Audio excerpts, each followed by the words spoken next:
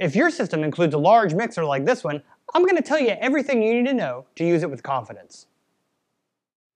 At first glance, there's a lot of buttons and knobs that can be overwhelming, but when you break it down into its components, it's pretty simple. Each channel is just from top to bottom the controls for whatever you plug in at the top. When using a mixer, the first thing we want to do is plug in our source. Here we're using a microphone. Then we take the master volume up to unity.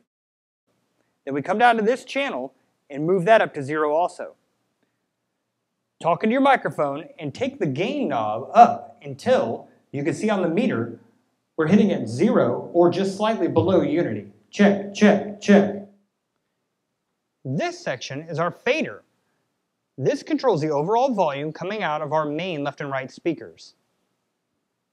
Here we can select to send this channel to our main left and right, or to subgroup 1-2 or subgroup 3-4. The blue knobs control our aux outs or monitor mixes. Next, we have how much effect we want on that particular channel. And our red knob will pan that left or right. This green section is called a parametric EQ. It allows you to control the lows, mids, and highs of this channel. To use our monitors, all we do is follow this channel down where it says aux 1. That is the master volume for the output of that monitor mix. Then we come to the channel we want to use, which here is our microphone, and we turn that up till we get the desired level in the monitor that we want. Another useful feature on this mixer is the effects. The effects are controlled here, and they have a list of the type of effect that you want to use.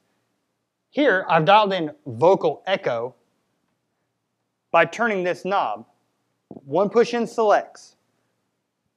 This is the master volume for how loud that effect will be. This knob affects the quality of the effect, more or less. We'll show you. To get that effect on this channel, you can hear it dry with no effect now. Hey, hey. To add effect, bring that up, and the higher you go, the more there will be. Echo.